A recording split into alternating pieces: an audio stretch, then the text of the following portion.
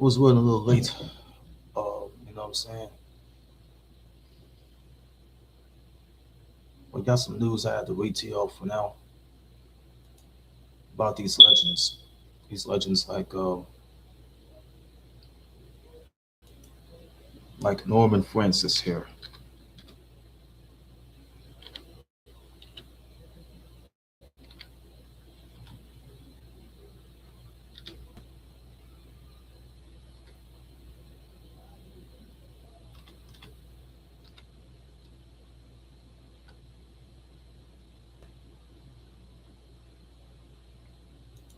I'll take you to this man here. All right, we're going to Associated Press.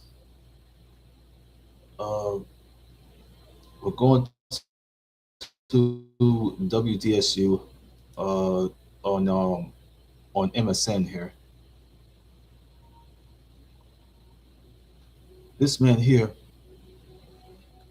is a longtime Xavier University president and civil rights pioneer. His name is Norman C. Francis. He died at the age of 94. He was a prominent figure in New Orleans history, in New Orleans history, and was Xavier University's president for 47 years. 47 years he's been Xavier's president. He was born in the early 1930s in Lafayette, Louisiana. And in 1948, it was in the 1940s, I think, and he moved to the city of New Orleans. He moved to the city of New Orleans to attend Xavier University. While there, while he was there, he was elected class president. He was elected like class president in each of his undergraduate years, and then he's a student body president.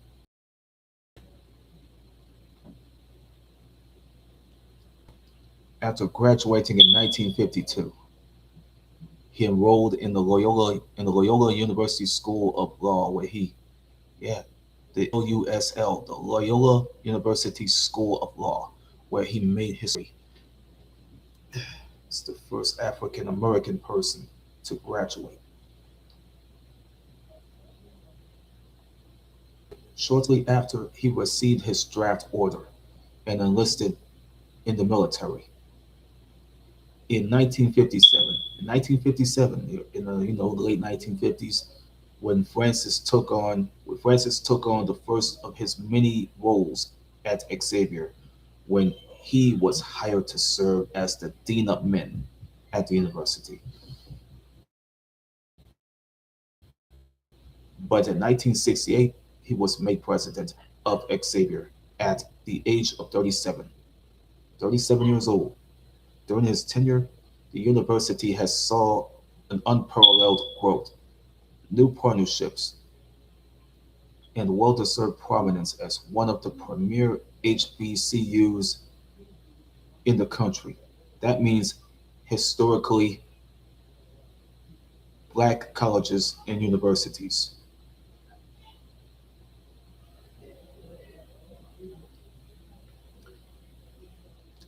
Xavier is the first in nation in the number of the African Americans earning bachelor's degrees in biology, chemistry, and physics. Xavier University is also the number one undergraduate source of the African Americans who have earned the medical degrees. Dr. Norman Francis also founded the Institute of the Black Catholic Studies. In 2015, he retired from Xavier as the nation's longest serving university president. Throughout his life, he received 22 honorary degrees in the Presidential Medal of Freedom. Francis was 94 years old. His family had released his family, the family of Dr. Norman C. Francis, has released the following statement yesterday. That was yesterday morning. Above all else, he was a devoted husband, father, grandfather, brother, uncle, and friend, whose love, wisdom, and steadfast faith shaped our family. Yeah, let me read this again. Above all else, he was a devoted husband, father, grandfather, brother, uncle, and friend, whose love, wisdom, and steadfast faith shaped our family and touched everyone who knew him. His Catholic faith was the foundation of his life, guiding the way he loved, served, and cared for others. He taught us to lead with compassion, to stand for justice, and to trust in God's grace in all things. The video that I did not want to watch.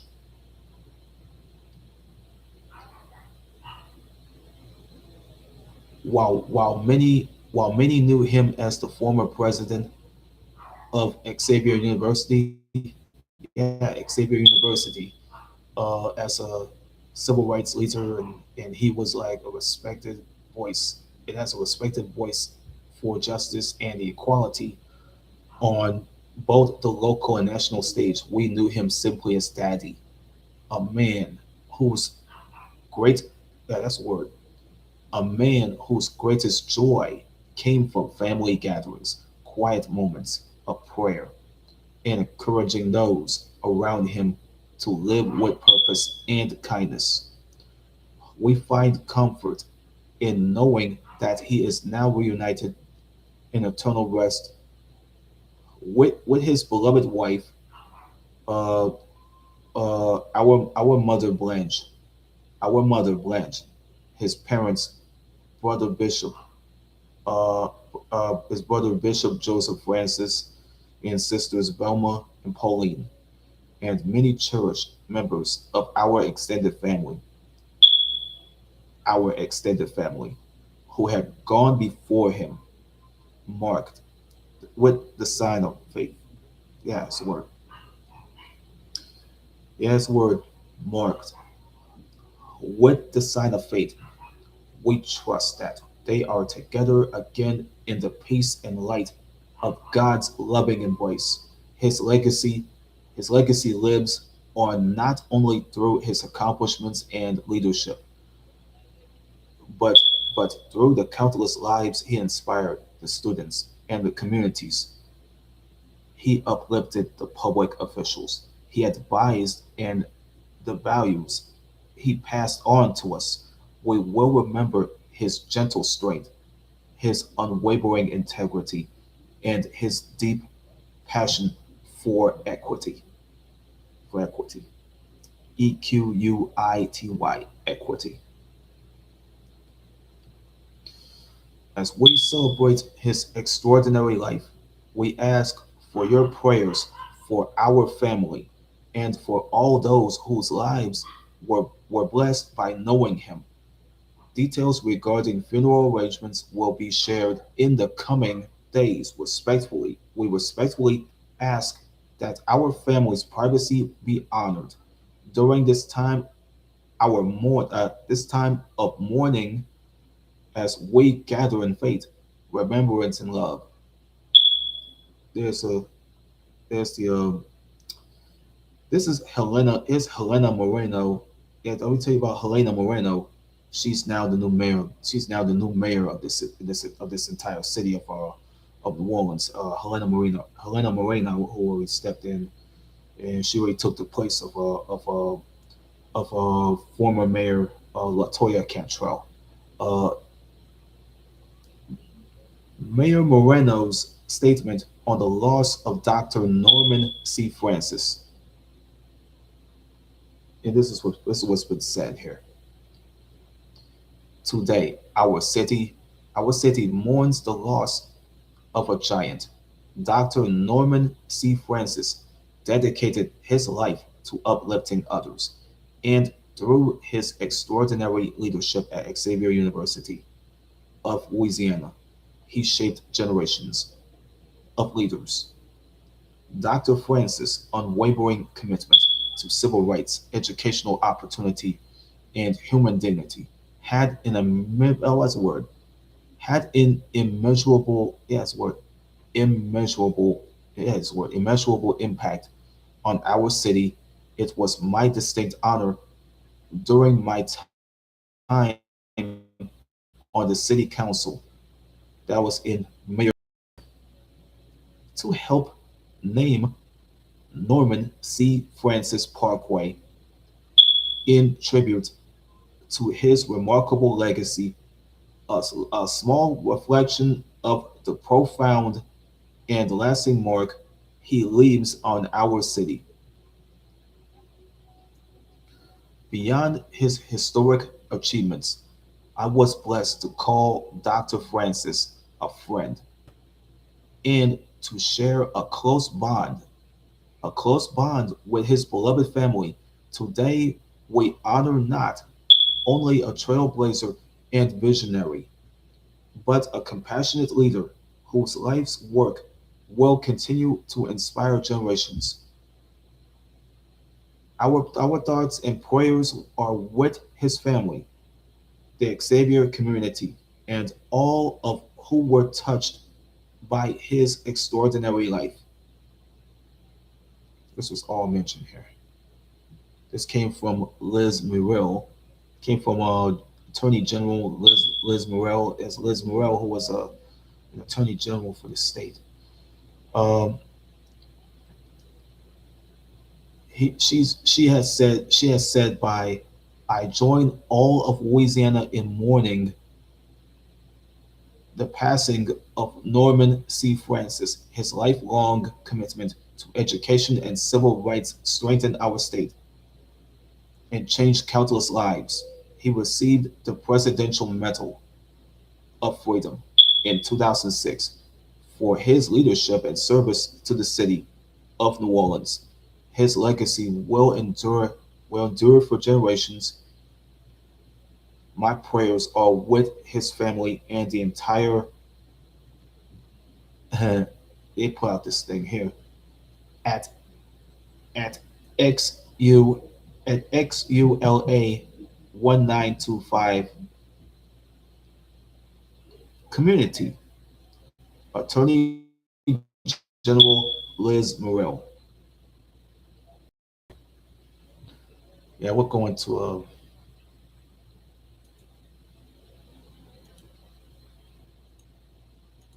hold on, we're going straight to all right, we're going straight to Jesse Jackson. Now we're going to Jesse Jackson.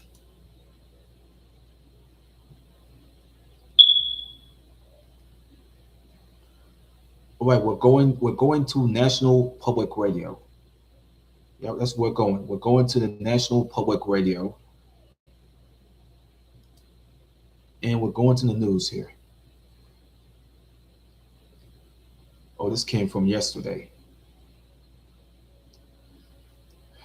Reverend Jesse Louis Jackson, one of the country's most influential leaders, has died at the age of 84. The founder and longtime leader of the Rainbow Push Coalition ran for president twice and inspired millions. One of the country's most influential leaders, the Reverend Jesse Louis Jackson, has died. In a statement from his family posted on Instagram, they said he passed peacefully this morning, surrounded by his family. On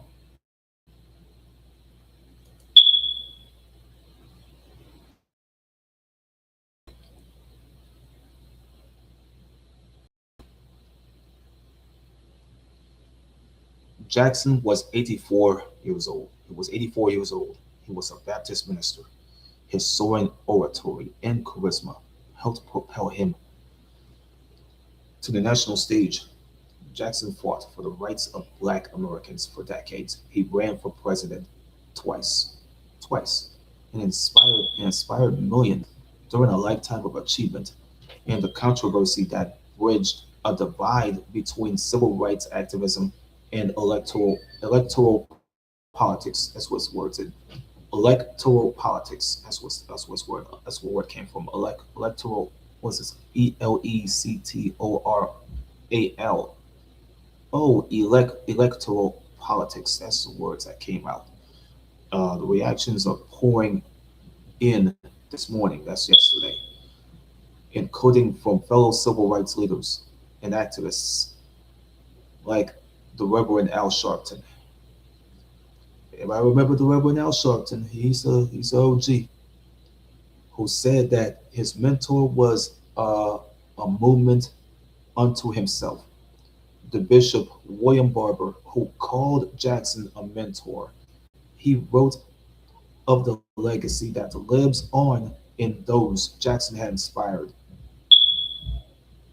May we all take up his hope for the America that has never been, but nevertheless must be.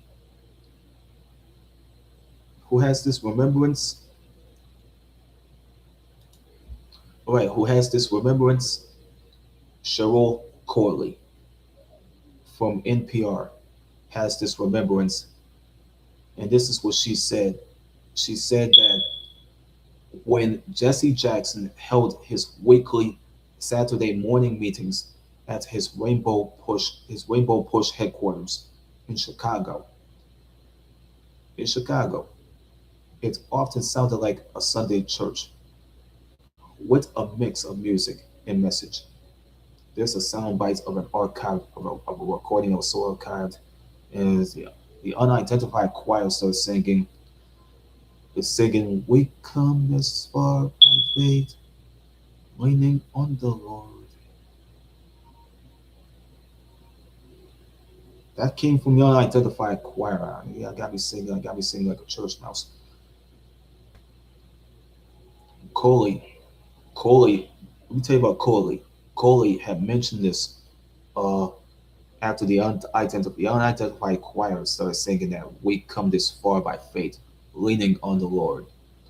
Coley had mentioned that this was a celebration for Jackson's 75th birthday. He was at home in an auditorium where he had for years urged people to celebrate blackness, looking like an elder statesman, tall at 6 foot 3 inches, gray at the temples, and wearing a brown jacket. Jackson smiled as the choir sang, then walked to the microphone and led the audience in his trademark chant. And there's a sound bite of an archive recording, and Justin Jackson said, "Oh, he said like, say I am." Unidentified audience members said they said back, "I am." And Jackson said, "Somebody." Unidentified audience members said somebody back. Jackson says, "I am." Unidentified audience members repeat after him. Uh, Jackson said, "Somebody."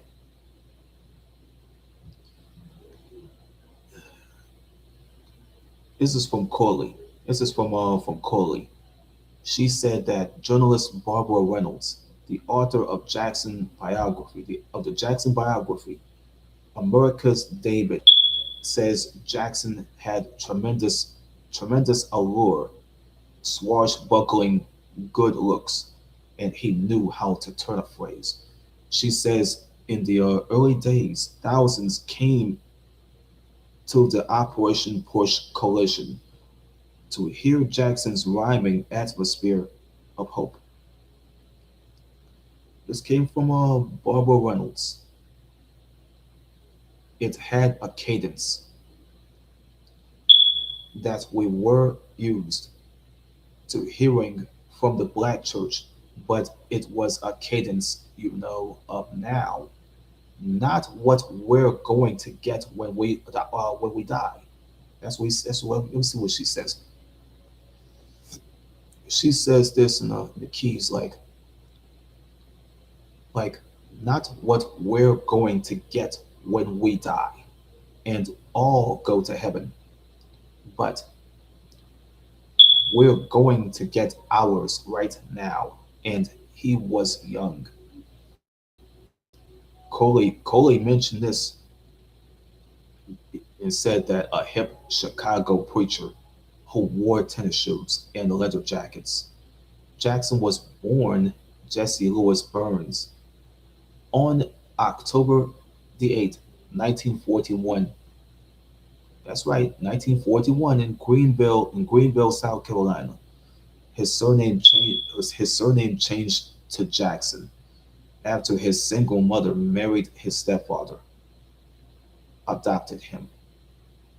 His single mother married, and his stepfather had adopted him. Later, as a college student at what's now North Carolina A&T, Jackson became a leader of the in the lunch counter sit-ins, protesting the whites-only policies at the restaurants. He'd go on to join Martin Luther King Jr.'s Southern Christian Leadership Conference, or the SCLC for short. In 1968, he was among the group of aides who witnessed King's assassination in Memphis, Tennessee. That soundbite of an archive recording, and Jackson said, "You couldn't tell it was a shot." An unidentified reporter says, "You didn't hear a shot." Jackson replied and says, "No, until it hit his face, it sounded like a stick of dynamite or a large firecracker." Coley said that during the Jackson birthday celebration, his protege, Reverend Al Sharpton, that's a Reverend, Reverend Al Sharpton, he's an OG preacher. Uh, he recounted how King had appointed Jackson to head Operation Breadbasket in Chicago. It was the arm of the SCLC focused on the improving the economic conditions of the Black Americans. Sharpton says that Jackson has turned a regional organization into a national one. Now, soundbites of an archive recording and said that, Al Sharpton mentioned that he stayed here, building an economic movement, boycotts, opening doors, and opening boardrooms, and then a political movement. Coley mentioned that Jackson split with the SCLC after King's death. But in 1971, he founded Operation Push. Operation Push, the people united to serve humanity later. He emerged Push, PUSH, Push, with his National Rainbow Coalition. The late Frank Watkins, a longtime Jackson aide, said that during an interview with NPR about the early days that the emphasis from the beginning was on pushing for a greater share of political and economic power for the African Americans and the poor. There were boycotts of stores and corporations, along with the efforts to expand franchise opportunities and other business avenues for the African Americans, men, women, and children. There's a NPR content. It's an NPR content soundbite that was archived. Uh, Frank Watkins, rest in peace. He said that I can't think of another private citizen who probably contributed more jobs and more economic opportunities than Reverend Jackson. Coley said voter registration drives were also on the push agenda in 1983 as Jackson launched a national voter registration drive, crowds crowds chanting "Run, Jesse, run." That's what they said. Run, Jesse, run.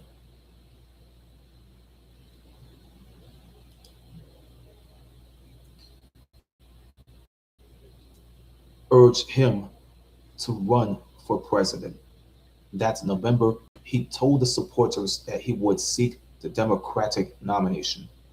This is the sound bite of an audio recording here. It's a recording that was archived. Jackson says that he said that our time has come, all the way from the state house to the courthouse to the White House. Our time has come. Coley mentioned that during the campaign there were some stumbles, that Jackson had drew criticism and apologized for making a disparaging remark about New York's Jewish community. That's the Jewish community that was in New York. He apologized for the remarks he said about New York, their Jewish community. He just go on to place third in the Democratic primary, the strongest showing ever by an African American candidate, that he just ran for president again. He ran for president again in 1988. In 1988, and he just won more than 7 million votes, and he became the first African American candidate to win major primaries. His convention speech electrified Democrats who waved the red and white Jesse signs. Okay, another archive recording soundbite. Jackson said, America will get better and better. Keep hope alive. And there's some cheering. There's some cheering came from a crowd. And he said, keep hope alive. And again he said, keep hope alive. Coley mentioned that Jackson's campaign made sure that African American issues were included in the Democrats' platform. He also negotiated changes in counting delegates in the nominating process that paved the way later for Barack Hussein Obama Jr.'s presidential win. During his lifetime, Jackson had crisscrossed the country and the globe, spotlighting a plethora of the domestic and international problems. He spoke out against the apartheid that was called for a Palestinian state. He talked about issues that affected the women, workers, students, and immigrants alone. He brought some hostages from Cuba. One of the towns I was in Cuba is Muriel. That was around the time when the boat lift happened in 1980. Syria, that's another one. Kuwait, that's another one. Iraq, that's another one. And Yugoslavia. The Chicago Sun-Times columnist Laura Washington that says that there was often lots of eye rolling and ridicule through, I think those though, those meant for though. When it came to Jackson's globe-trotting ways that he had when it came to it, Washington said that he was jumping in front of the microphone time. We know in this modern age that market yourself. You got to market yourself. It means you got to market your brand, and you have power. And he made sure that he was always on top of the mind. He's always top of mind. Always. He was always top of mind. Oh, Corley. There's one from Corley. And in 2000, and in 2000, Jackson received the highest honor a civilian can receive, the Presidential Medal of Freedom. A year later, he was embroiled in controversy after it became known he had fathered a daughter out of wedlock. Later, another firestorm when Jackson made a disparaging remarks about presidential candidate and former President Barack Obama. But in late 2008, that means November of 2008, Obama made history. Let me tell you about Obama. Yeah, Obama made history, and the tears flowed down. The tears have flowed down, and it flowed down Jesse Jackson's face. Man, Jesse Jackson cried as he stood with hundreds of thousands of Chicago's Grant Park and watched the country's first black president declare victory 20 years after the last Jackson campaign. That was a big deal that Jackson said. Let me tell you what Jackson said this. I gotta go do Jesse Jackson again. That was a big deal. It was the moment, but also it was the moment and the memories. And I wish that Dr. King or Medgar Evers could have been there just for 30 seconds to see the fruit of their labors. And I thought about them, and I just wept. It was tears of joy. Coley mentioned. Let me tell you about Coley. Coley mentioned this in like in response. In 2023, he announced that he was stepping down as president of the Rainbow Push Coalition. Uh, a decision making, not decision making, a decision marking the end of an era. Another soundbite of an archive recording. Another one that says here, look at this. Jesse Jackson had did this little thing. He says, I am. Unidentified crowd said, I am back. Jackson said, somebody. Unidentified crowd said, somebody back. Jackson said this again in the choruses. I am. Unidentified crowd said, I am. Jackson said, somebody. Unidentified crowd said, somebody. Jackson says, I may be poor. Coley, this is Coley signing off. It says Coley. It says Shoal Coley, NPR News, Chicago. And there's a soundbite of an archive recording. Here's Jackson again. But I am. And the crowd said, I am. Jackson said, somebody. And again, unidentified crowd said, somebody. And Jackson said, I may be on welfare. And the crowd said that. I may be on welfare. Jackson said, but I am. And then faded away. It ended with the crowd saying, "But I am." And Jackson said, "Somebody," and the crowd said, "Somebody." And that's the end of it. This was the end of the news I got read to y'all here.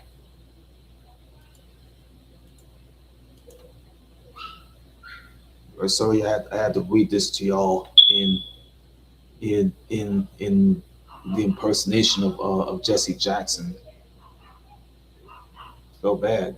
I did not even know that he passed away yesterday. Man, these guys like OGs, man.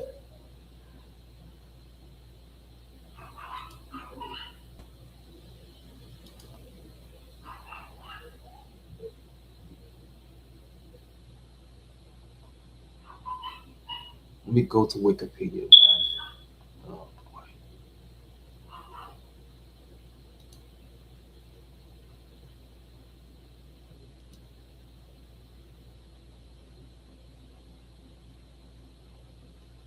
This picture, this picture was already taken in like 1983. You know what I'm saying? I ain't had no time to go do a live show. I ain't had no time to do a story based on him. I just mentioned about the death of him. and the likes of Norman Francis. That's it. Okay, I gotta go. I got to go memorialize him again.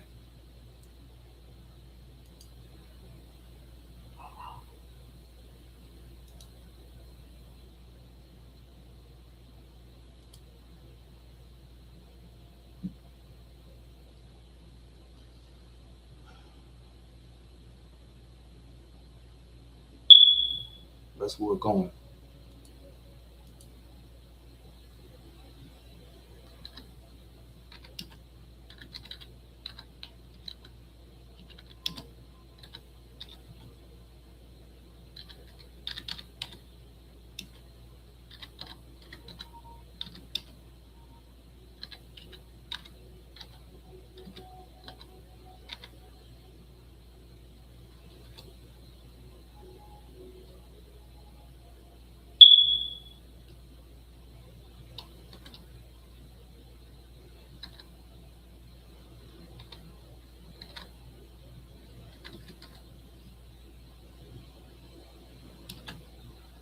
Let me get there. Oh, October the 6th or the 8th. October the 8th. Okay.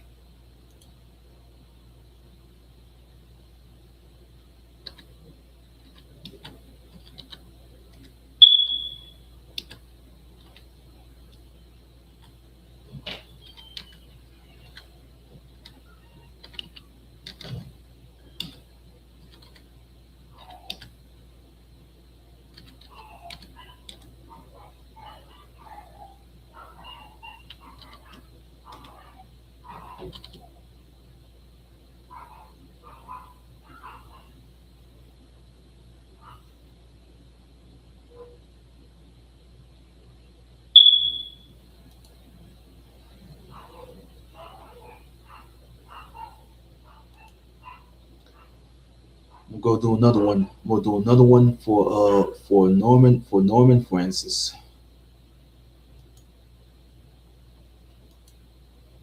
Got to memorialize another person that I had admired and respect.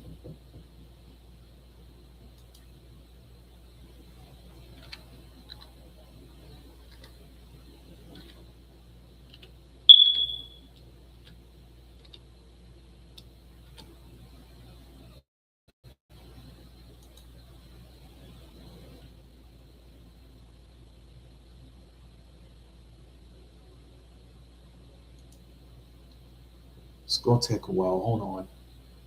That's a little stupid.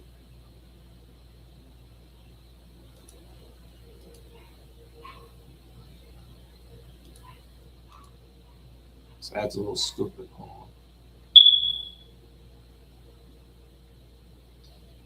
Yep. This is what we're doing. He died today? Oh no, I did not know he died.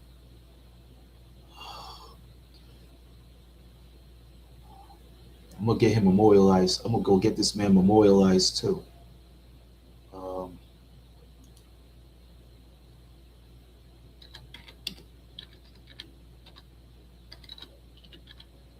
oh, let's slow that up.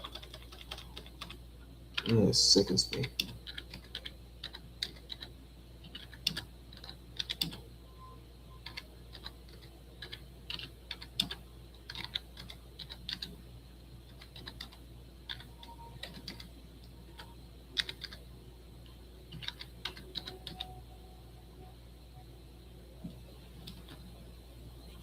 Yeah, March 20th, 1931.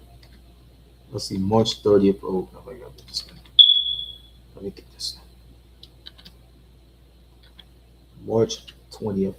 Let's see, March 20th, 1931. March 20th, 1931.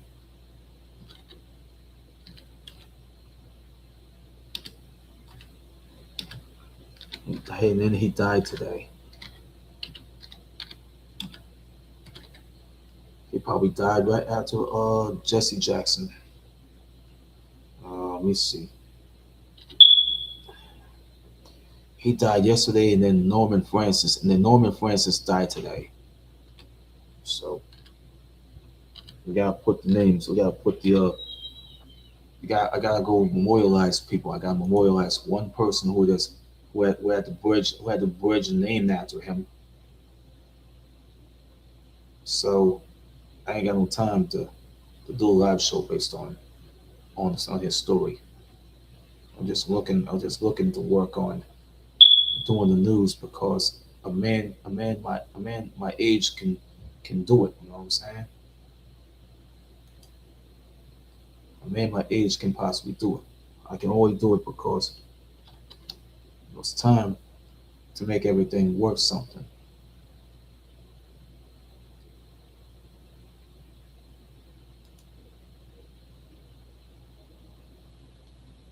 See, I'm gonna have to dedicate this live stream into the memories of these two icons,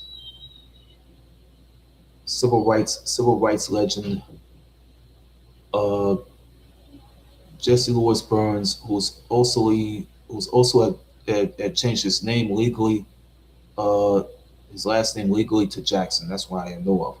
So let's get the name. That's why I put out the name. I couldn't even put out Jesse Louis Burns, but that'd be stupid. But I'm glad to go. I'm gonna go leave you people with this live show here is dedicated into the memories of the of civil rights icon uh, Reverend Jesse Louis Jackson, born on October the 8th, 1941, and died February the 17th.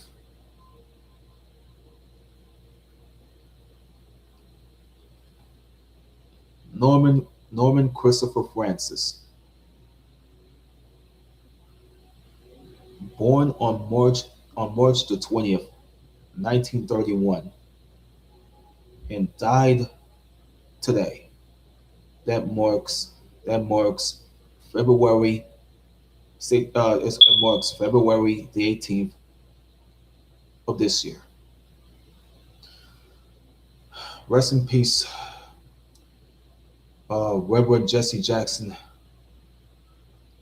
and civil rights pioneer Norman Francis.